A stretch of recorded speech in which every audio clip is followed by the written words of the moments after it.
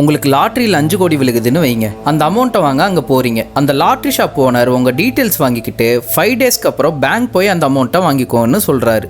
அந்த ஷாப்பை விட்டு வெளியே வரும்போது எவ்வளோ ஹாப்பியாக வருவீங்க. இப்போ உங்கள் பேக்கெட்டில் 1 ரூபா கூட இல்லை, ஆனால் அந்த காசே வந்த ஃபீலில் இருப்பீங்க.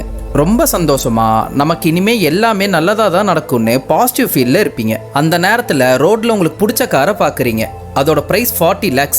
இப்போ அதை வாங்க முடியாதுங்கிற தாட்டே வராது. பணம் வந்ததும் ஃபஸ்ட்டு போய் அந்த காரை வாங்கணும்னு தான் தோணும். உண்மை என்னன்னா உங்கள் கையில் 1 ரூபா கூட இல்லை, ஆனால் நீங்கள் பாசிட்டிவ் தாட்ஸில் இருக்கீங்க. ஏன்னா உங்களுக்கு தெரியும் கொஞ்ச நாளில் காசு வந்துடும், நினச்சது எல்லாமே பண்ண போகிறோன்னு. இந்த மைண்ட் செட் தான் நம்ம லைஃப்லையும் இருக்கணும். இப்படி இருக்கும்போது நம்ம நினச்சதை இந்த பிரபஞ்சமே நம்ம கிட்ட கொண்டு வந்து சேர்க்கும். இதைத்தான் லா ஆஃப் அட்ராக்ஷன்னு சொல்லுவாங்க.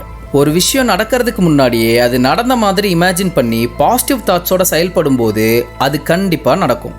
அந்த 5 கோடி வந்தால் எவ்வளோ பாசிட்டிவாக இருப்பீங்கன்னு நினச்சிங்களோ அதே மாதிரி 5 கோடிக்கு பதிலாக ஹெல்த்தாக இருக்கலாம், வெல்த்தாக இருக்கலாம், இல்லை ரிலேஷன்ஷிப்பாக கூட இருக்கலாம். இப்போ சரியா இல்லைன்னா கூட கண்டிப்பாக எல்லாம் நம்ம நினைக்கிற மாதிரி பாசிட்டிவாக மாறும்னு நம்புங்க. கொஞ்ச நாள்லயே எல்லாம் மாறும். லா ஆஃப் அட்ராக்ஷனை பயன்படுத்தி நீங்கள் நினைக்கிறத எப்படி அடையலான்னு இந்த வீடியோவில் பார்ப்போம். நான் உங்கள் மிஸ்டர் உத்தமன். இது உங்கள் பிரைன் 45.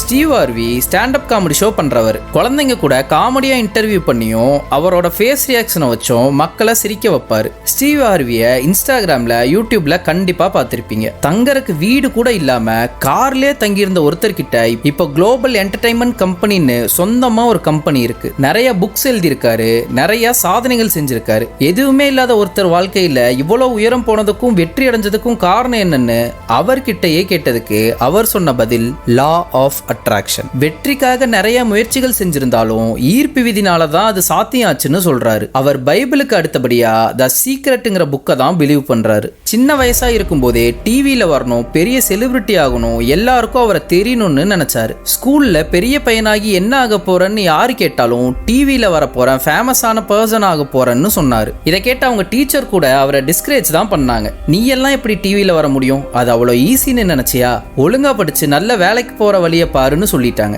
ஆனா ஸ்டீவ் யார் என்ன சொன்னாலும் தன்னோட கனவை நினைவாக்குறதுல மட்டும்தான் ஃபோக்கஸ் பண்ணாரு. அவரால் முடியாதுன்னு சொன்னவங்க முன்னாடி நீங்க சொன்னது தப்புன்னு ப்ரூஃப் பண்ணாரு. அவர் இவ்வளோ உயரத்துக்கு போறதுக்கு முன்னாடி போஸ்ட்மேனா, இன்சூரன்ஸ் ஏஜென்ட்டா, ஏன் இன்னும் நிறைய ஒர்க் கூட பண்ணியிருக்காரு.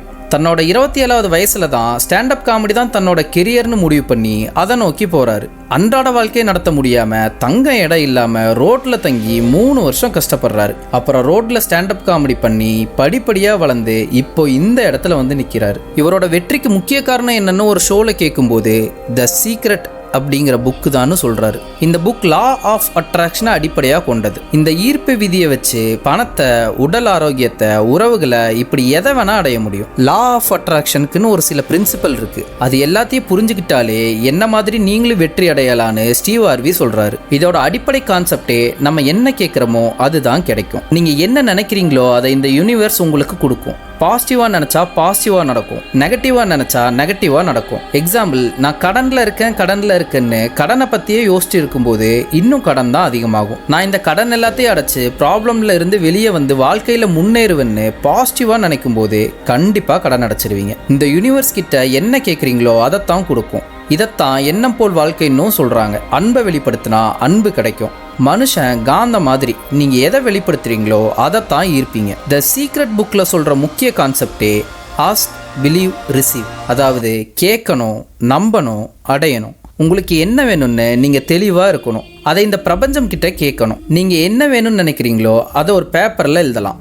கேட்டா மட்டும் பத்தாது, அது கிடைக்கணும்னு முழு மனசா நம்பணும். அதுக்காக எஃபோர்ட்டை போடணும். நான் கேட்டுட்டேன் அது கிடைச்சிரும்னு வீட்டுக்குள்ளேயே இருந்தா ஒண்ணுமே நடக்காது. நீங்க என்ன கேட்குறீங்களோ அதுக்காக எஃபோர்ட்டை போடணும். இப்படி பண்ணும்போது அதை உங்ககிட்ட கொண்டு வந்து சேர்த்துற வேலையை இந்த பிரபஞ்சம் பார்த்துக்கும். கடைசியா அதை அடையறதுக்கும் தயாரா இருக்கணும். இப்போ நீங்க 1 lakh சேலரி வாங்குற வேலையில இருக்கீங்கன்னு வைங்க. நீங்க ஆல்ரெடி 1 lakh சேலரி வாங்குற வேலை வேணும்னு இந்த பிரபஞ்சம் கிட்ட சொல்லியிருப்பீங்க. அதை இந்த யூனிவர்ஸ் நடத்தியும் கொடுத்துருக்கும். இப்போ நீங்க என்ன நிலைமையில இருக்கீங்களோ அதுக்கு காரணம் முன்னாடி நீங்க யோசிச்சது தான். அடுத்தது நன்றி உணர்வோட இருக்கணும். உங்களுக்கு கிடைக்கிற விஷயங்களுக்கு நன்றி சொல்லிக்கிட்டே இருக்கணும். அது சின்னதா இருந்தா கூட நன்றி சொல்லணும். நன்றி சொல்லும் போது நமக்கு பிடிச்ச விஷயம்தான் கிடைச்சிருக்குன்னு நமக்குள்ள இருக்க எனர்ஜியை வெளியிடுறோம். அப்போ இதே மாதிரி பிடிச்ச விஷயத்தை தான் லா ஆஃப் அட்ராக்ஷனும் நம்ம கிட்ட கொண்டு வந்து சேர்த்தோம். லா ஆஃப் அட்ராக்ஷன் ஒரு ஈஸியான டெக்னிக் தான். நம்ம என்ன நினைக்கிறோமோ அதுதான் நடக்கும். இமேஜினேஷன் இதுல ஒரு முக்கியமான பங்கா இருக்கு. அந்த லாட்டரி அமௌண்ட் கதையில வந்த மாதிரி நீங்க நடக்கிறதுக்கு முன்னாடியே அது நடந்த மாதிரி ஃபீல் பண்ணணும். அது நடந்தா எப்படி இருக்குன்னு இமேஜின் பண்ணணும். பழச நினைச்சு ஃபீல் பண்ணாம ஃபியூச்சர்ல நல்லா இருப்போம்னு நினைக்கணும். எது உங்களுக்கு வேணும்னு மேனிஃபெஸ்ட் பண்றீங்களோ அது கிடைச்ச மாதிரி இமேஜின் பண்ணணும். இந்த மாதிரி பண்ணும்போது பாசிட்டிவ் எனர்ஜி உருவாகும். ஸ்டீவ் ஸ்டாண்ட் அப் காமெடியன் ஆகிறதுக்கு முன்னாடியே அவர் பெரிய காமெடியன் ஆன மாதிரி இமேஜின் பண்ணி மோட்டிவேட் ஆகிப்பன்னு சொல்றாரு. இப்போ அது உண்மையாவும் நடந்துருச்சு. நீங்களும் உங்க கனவுகளை கற்பனை பண்ணுங்க, அது நிஜமா மாத்துங்க. அடுத்ததா முக்கியமான ஒண்ணு, நம்பிக்கை.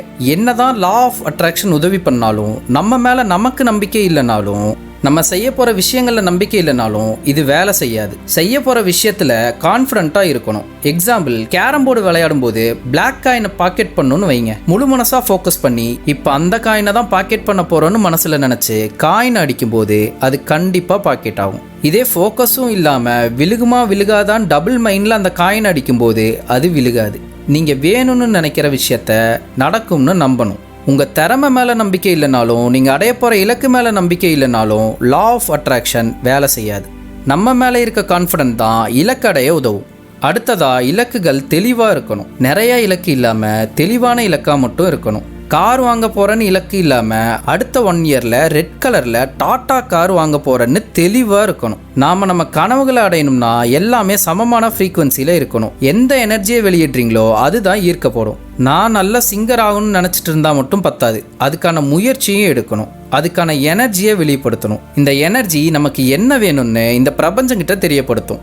தினமும் கொஞ்ச நேரம் தியானம் பண்ணுறதுனால உடல் அளவுலையும் மனதளவுலையும் பேலன்ஸ்டாக இருக்க முடியும். உங்கள் கனவுகளை ஒரு பேப்பரில் எழுதி அதை நீங்கள் அடிக்கடி பார்க்குற மாதிரி வைங்க. தியானம் பண்ணுறதுக்கு முன்னாடி அதை எடுத்து பார்த்துட்டு அப்புறமா தியானம் பண்ணுங்க. தியானம் பண்ணும்போது நீங்கள் என்ன வேணும்னு நினைக்கிறீங்களோ அதை மேனிஃபெஸ்ட் பண்ணுங்க.